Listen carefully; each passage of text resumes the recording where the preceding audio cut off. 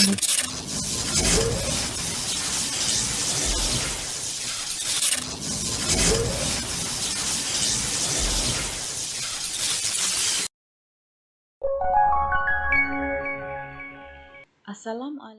warahmatullahi wabarakatuh. Halo anak-anak, apa kabar kalian semua? Semoga kalian selalu sehat dan selalu semangat dalam beraktivitas maupun belajar ya. Nah anak-anak, pada video pembelajaran kali ini kita akan belajar tentang bagian-bagian tumbuhan. Nah, pasti tahu ya, sering melihat kan tumbuhan atau tanaman itu kita akan belajar tentang apa saja sih bagian-bagian tumbuhan itu. Simak penjelasannya ya. Yang pertama adalah bagian tumbuhan secara keseluruhan dulu ya. Jadi kita punya gambar tumbuhan, nah itu sudah ada angkanya. Dari angka 1 sampai dengan angka 5, kita akan bahas satu persatu. Yang paling bawah itu adalah akar. Kemudian di atas akar ada batang, kemudian ada buah, yang keempat bunga, dan yang kelima daun. Nah, selanjutnya kita akan bahas yang pertama atau bagian tumbuhan yang paling bawah adalah akar ya.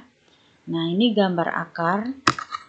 Akar ini adalah bagian tanaman yang paling bawah. Nah, apa saja sih fungsi dari akar itu bagi tanaman?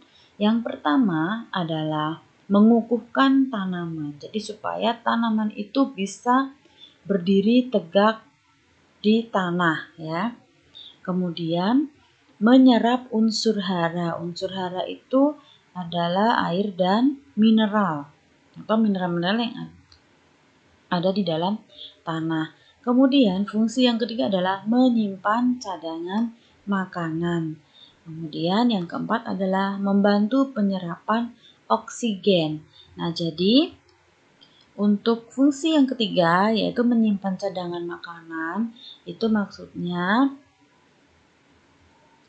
kita dapat memanfaatkan akar itu untuk dikonsumsi oleh manusia ya. Itu manfaat akar untuk manusia ya.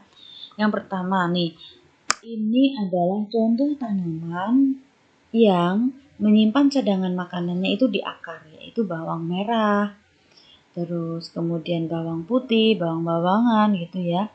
Kemudian ada kentang atau ada wortel, ada kacang tanah, dan ada singkong.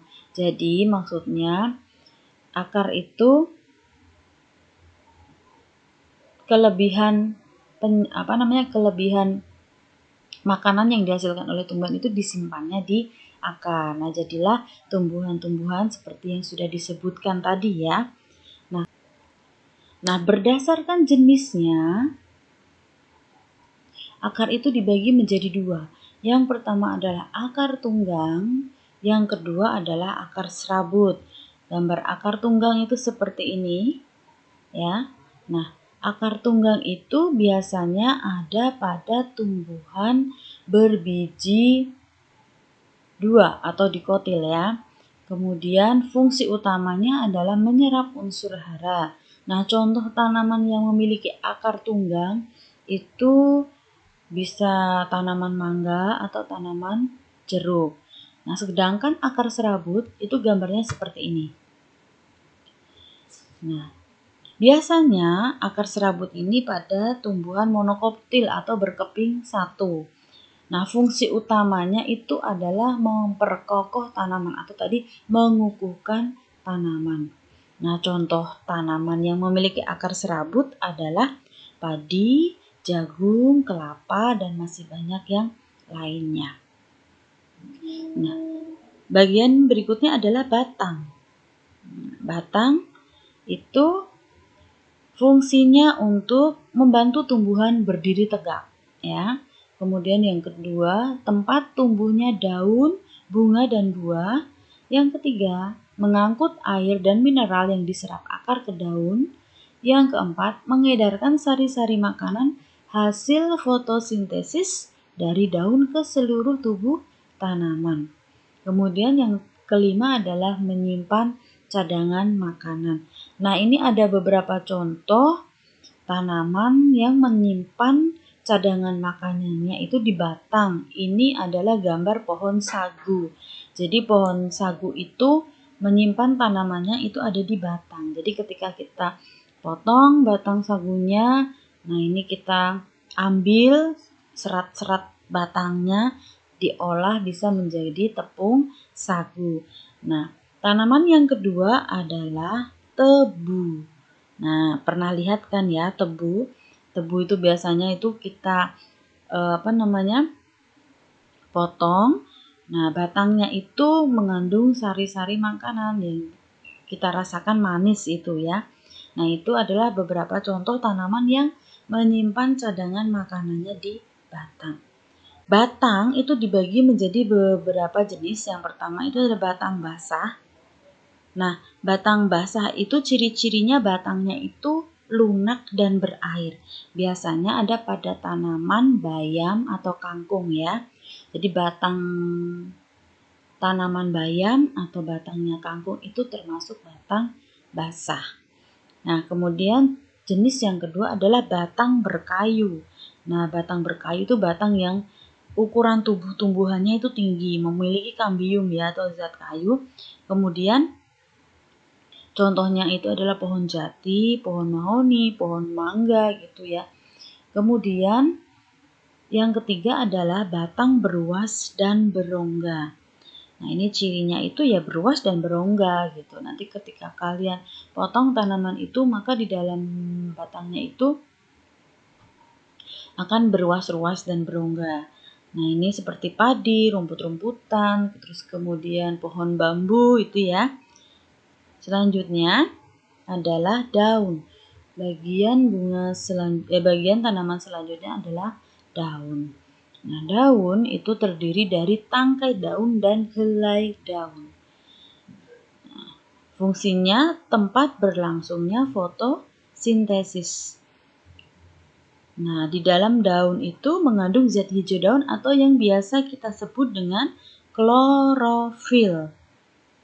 Kemudian berdasarkan susunan tulang daunnya, nah ini berdasarkan susunan tulang daun itu kamu kan pernah lihat ya, ketika kamu metik daun itu biasanya ketika kamu lihat daun itu di permukaannya itu seperti ada kayak urat-uratnya ya, itu maksudnya itu tulang daunnya ya.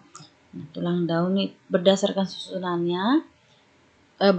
susunan tulang daun itu dibedakan menjadi menyirip.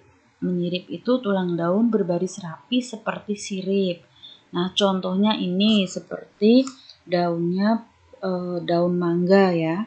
Kemudian yang kedua adalah menjari.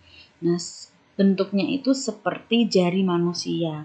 Nah, tanaman yang memiliki daun menjari itu adalah singkong, pepaya. Nah, lihat ya bentuknya itu seperti jari-jari manusia, ada beberapa bagian yang seperti jari. Kemudian yang ketiga adalah sejajar. Nah, sejajar ini membentuk garis-garis sejajar. Contoh tanamannya adalah ini pandan, bisa juga padi, bisa juga rumput ya. Kemudian yang keempat adalah melengkung. Nah, ciri-cirinya ada garis-garis melengkung yang menyatu di ujung daun. Jadi berbeda dengan menyirip ya. Kalau menyirip itu ujungnya tidak menyatu, tapi lihat contoh yang melengkung ini seperti daun sirih gitu. Nanti kalian bisa lihat. Nah, ini daun sirih itu susunan tulang daunnya itu menyatu di ujung daun ya. Kalian bisa lihat ini. Ini maksudnya ini menyatu ke ujung daun, menyatunya di sini. Nah, kemudian selanjutnya adalah bunga. Nah, ini bunga ya. Siapa sih yang nggak suka bunga? Nah, bunga itu fungsinya sebagai alat perkembangbiakan pada tumbuhan. Nah, ini adalah gambar susunan atau bagian-bagian bunga. Ini gak bunga kalau dibelah ini seperti ini bentuknya. Kemudian kita lihat bagian dari yang paling dasar yaitu tangkai bunga. Kemudian naik lagi ada dasar bunga. Kemudian ada bakal biji atau bakal buah ya. Kemudian itu adalah putik yang warnanya biru ya.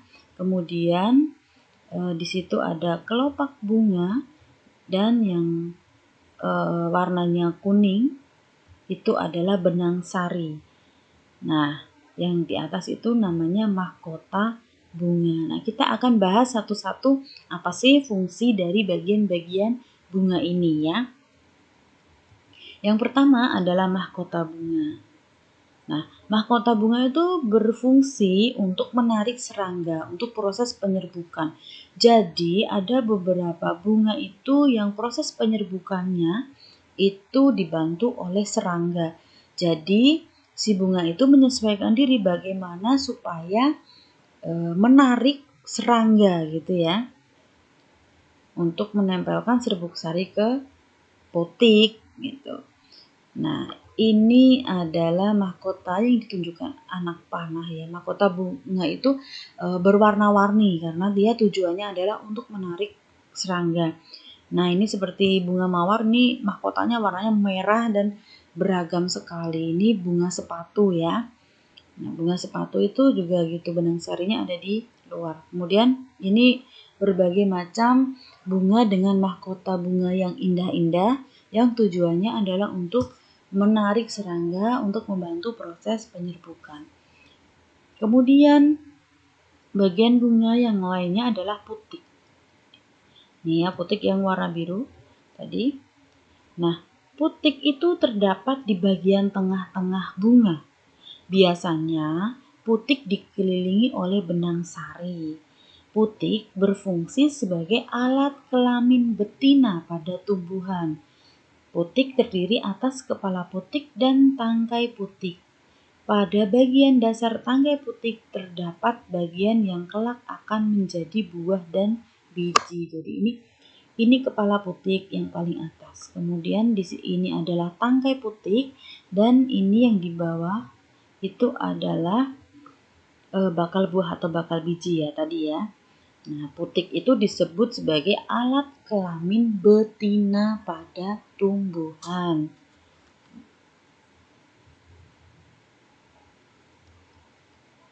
Kemudian selanjutnya adalah benang sari.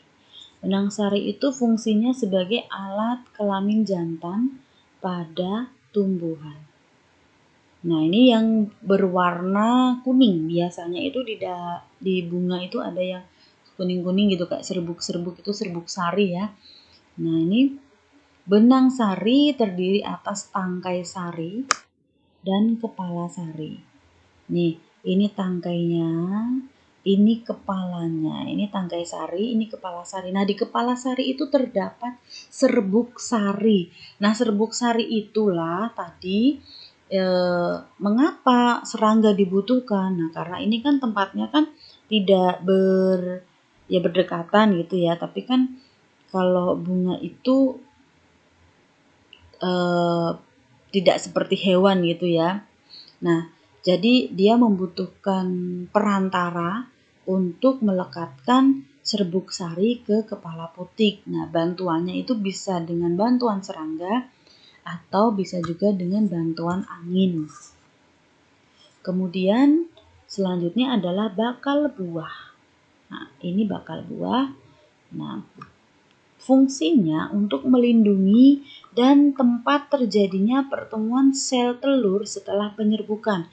Jadi, setelah serbuk sari menempel kepada putik, ya setelah maka terjadi pembuahan atau penyerbukan. Nah, penyerbukan itu menghasilkan pembuahan yang nanti menghasilkan sel telur. Nah, sel telur itu nanti prosesnya itu ada di bakal buah. Kemudian selanjutnya adalah dasar bunga. Fungsinya adalah tempat melekatnya mahkota bunga. Ini ya, yang bahasa. Jadi tempat melekatnya mahkota bunga. Kemudian tangkai bunga yaitu berfungsi untuk menjadi penghubung antara bunga dan ranting ya. Jadi yang nempelin bunga ke ranting itu namanya tangkai bunga. Kemudian berdasarkan kelengkapannya, bunga itu dibagi menjadi dua, yaitu bunga sempurna dan bunga tidak sempurna. Bunga sempurna yaitu bunga yang memiliki struktur lengkap. Nah, maksud struktur lengkap itu dia memiliki putik dan benang sari dalam satu bunga. Jadi dia memiliki alat kelamin jantan dan alat kelamin betina itu dalam satu bunga, gitu ya. Nah, itu disebut dengan bunga sempurna. Sedangkan bunga tidak sempurna itu adalah bunga yang memiliki struktur tidak lengkap, hanya mempunyai putik saja atau benang sari saja, ya. Selanjutnya adalah biji. Nah, biji itu merupakan hasil pembuahan yang terjadi antara serbuk sari dan putik, seperti yang sudah dijelaskan tadi ya. Nah, berdasarkan biji itu sendiri, tumbuhan itu dibagi menjadi tumbuhan berbiji terbuka. Artinya, bakal biji itu tidak dilindungi oleh daun buah. Nah, ini adalah contoh tanamannya yang memiliki biji terbuka itu adalah pakis haji, melinjo, damar. Nah, yang kedua adalah tumbuhan berbiji tertutup, yaitu bakal bijinya itu dilindungi daun buah. Nah, contohnya adalah jeruk, kacang panjang, kacang tanah, dan salak. Berdasarkan keping bijinya, tumbuhan berbiji tertutup dibagi menjadi dua, yaitu monokotil. Yang pertama, nah ini contoh biji monokotil. Nah, contoh tanamannya adalah kelapa, jagung, padi. Kemudian berdasarkan keping bijinya tadi ya, yang pertama adalah monokotil, yang kedua adalah dikotil. Nah, dikotil itu berkeping dua, jadi bisa dibelah. Itu namanya, kalau kalian lihat biji yang bisa dibelah, ada belahannya gitu, itu disebut dengan biji tumbuhan itu berarti berkeping dua atau dikotil. Contoh mangga, rambutan, durian gitu ya. Nah, anak-anak, tadi sudah kalian simak bagian-bagian tumbuhan, fungsinya. Sampai di sini dulu pembelajaran kali ini. Semoga bermanfaat. Wassalamualaikum warahmatullahi wabarakatuh.